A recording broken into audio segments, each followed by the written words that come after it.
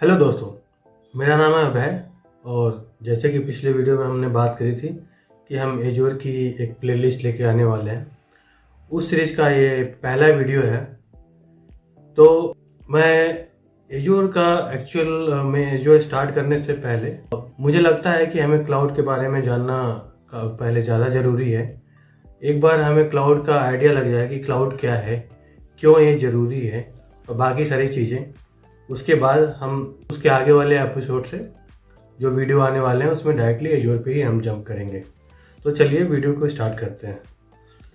तो इस वीडियो में हम 3 चीज़ें मेनली डिस्कस करेंगे और जानेंगे कि क्यों, पहले तो क्लाउड क्या है, और क्लाउड के आते ही जो स्मॉल स्केल बिजनेसेस हैं या फिर लार्ज इंटरप्राइजेज हैं या इवन स्टार्टअप्स हैं, इतने फास्ट और जल्दी क्लाउड को क्यों अडॉप्ट कर लिए और ये क्या प्रॉब्लम सॉल्व कर रहा है compare to the traditional on premises infrastructure that we used to have earlier.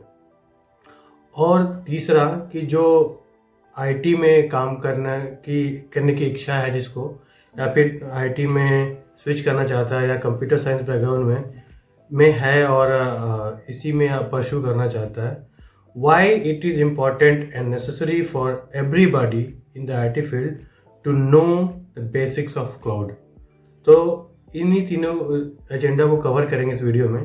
So those who knows कि what is cloud, why it is important, what is the benefit of it, they can skip this video and we can meet in the next videos coming forward। But those who are starting from the scratch, who do not have any background of the cloud and want to understand or grab knowledge in this on cloud and Azure particularly, they can watch this video। So चलिए video को start करते हैं। तो पहले ये समझना पड़ेगा कि क्लाउड आने से पहले क्या होता था।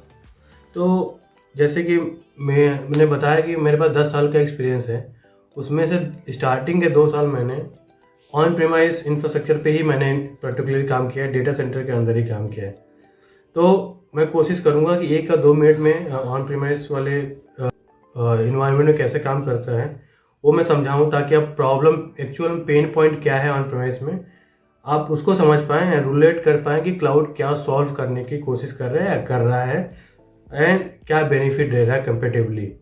मैं उस पर आधा घंटे बोल सकता हूँ, बट मैं नहीं चाह रहा हूँ उतना लंबा खींचने जाए, but I will try to just make my things crisp and clear in a short note so that you guys can understand the actual pain point of the on premise traditional infrastructure. Let's suppose आप एक business owner हैं और या फिर startup हैं और आप अपनी एक कंपनी खोल रहे हैं जो कि ई कॉमर्स में डील करती है। वो कुछ भी हो सकता है, लेकिन समझिए कि आपकी ये वेबसाइट है, ई कॉमर्स में डील करती है, या फिर आप स्टार्ट कर रहे हैं ई कॉमर्स वेबसाइट।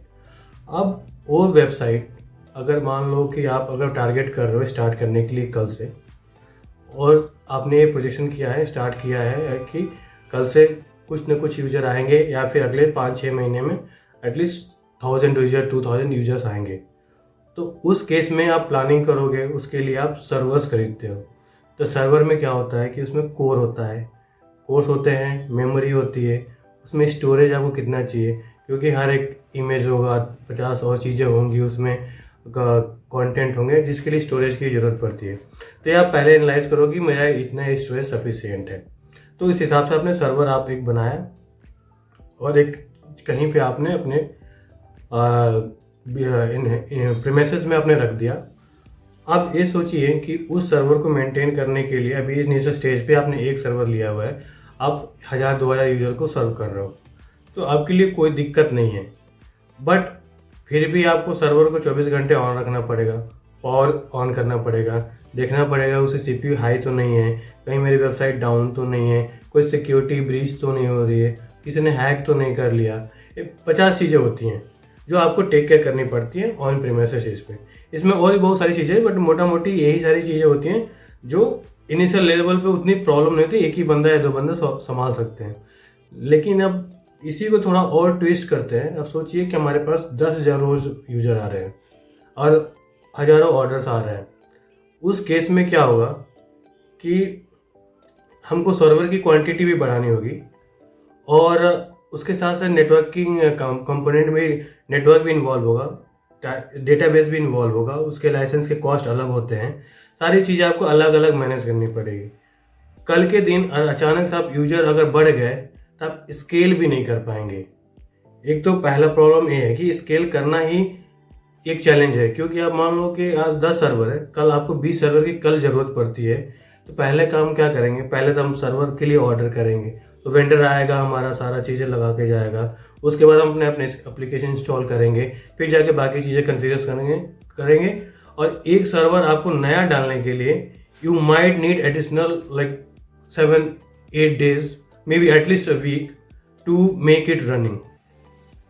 तो इतने सारे चैलेंजेस हैं। अब मान लीजिए कि आप एक ई कॉमर्स साइट चला रहे हैं और अब बिग बिलियन डे वाला कॉन्सेप्ट अगर लगाएंगे कि अगर 1 महीने के लिए चल रहा है या फिर 15 दिन के लिए चल रहा है, उस समय तो फ्लिपकार्ट को, अमेजोन को ज़रूरत पड़ती होगी हज़ारों सर्वर्स की, चाहे माइक्रो सर्विसेज की, आजकल तो कंटेनराइजेशन चल रहा है, फिर भी कंप्यूटर से ज़्यादा ज़रूरत पड़ती होगी। लेकिन वो 1 महीने के लिए चाहिए, बाकी साल में वो लोग हो सकता है कि अगर 10 यूज कर रहे हैं, बिग बिलियन डे के दिन 100 सर्वर यूज करेंगे, लेकिन उसके बाद फिर से वो 10 ही सर्वर यूज करेंगे। तो अगर आप ऐसा वाला कॉन्सेप्ट लगाएंगे अगर ऑन प्रीमाइसेस में, तो एक बार में आपको 100 सर्वर यूज खरीदने पड़ेंगे, आपके लिए अपफ्रंट कॉस्ट देनी पड़ेगी। और जब 1 महीने बाद काम खत्म हो जाएगा, उन सर्वर का कोई भी यूज़ नहीं होगा, पड़े पड़े आपके इन्वायरमेंट में वो खराब ही होंगे। तो बहुत सारे चैलेंजेस हैं ऑन प्रीमाइस इंफ्रास्ट्रक्चर में मेंटेन करने के लिए। On the other hand cloud में अगर हम देखे जाएं तो आपको अपफ्रंट कोई कॉस्ट नहीं पे करनी है। अगर आपको एक वीएम बनाना है तो आप जाएंगे, कुछ पैरामीटर्स में रिक्वायर होते हैं, जैसे नेम हो गया, आईपी होगी, बहुत सारी चीज़ें हैं उसमें, आप दे करके 2 मिनट के अंदर वीएम आप बना सकते हैं। तो एक तो टाइम बचा हमारा, I don't need to spend like weeks to provision a single server. हम 3 से 4 मिनट में मैक्सिमम हमारा वीएम रेडी हो जाता है। For things like big billion day, उसके लिए भी हमको पहले से प्रोविजन करने की ज़रूरत नहीं है।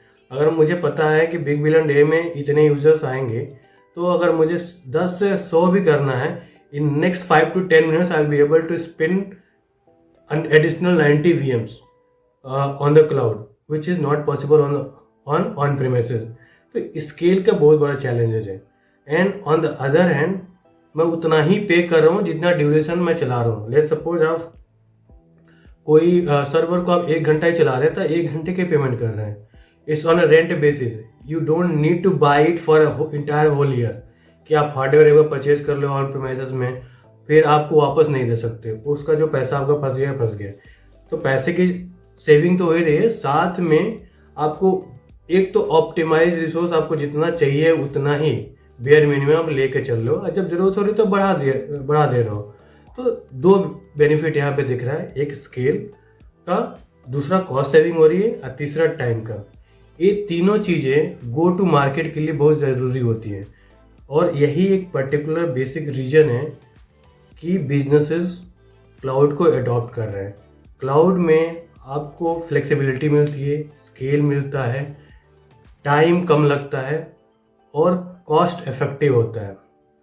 फॉर एग्जांपल बड़े बड़े जब इंटरप्राइजेज को देखेंगे, उन्होंने ओरेकल का लाइसेंस अगर ऑन प्रीमाइसेस में करोड़ों का लेकर रखा हुआ है।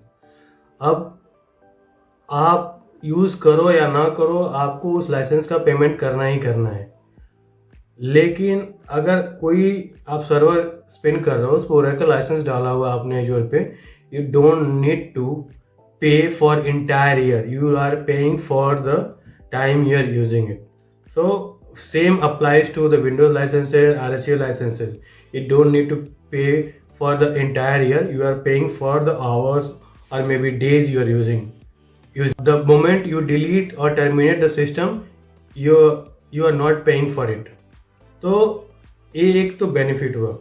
So this is the problem what cloud is trying to solve or solving, and that is why almost 90% of the businesses are moving towards the cloud and using it in some way or the other।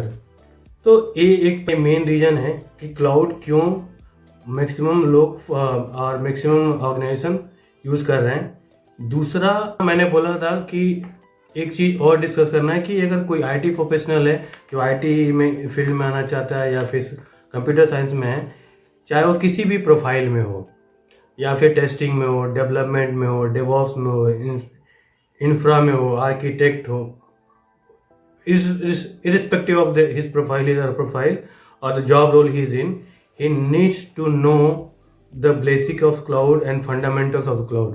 इसके बिना आपका काम नहीं चलने वाला है।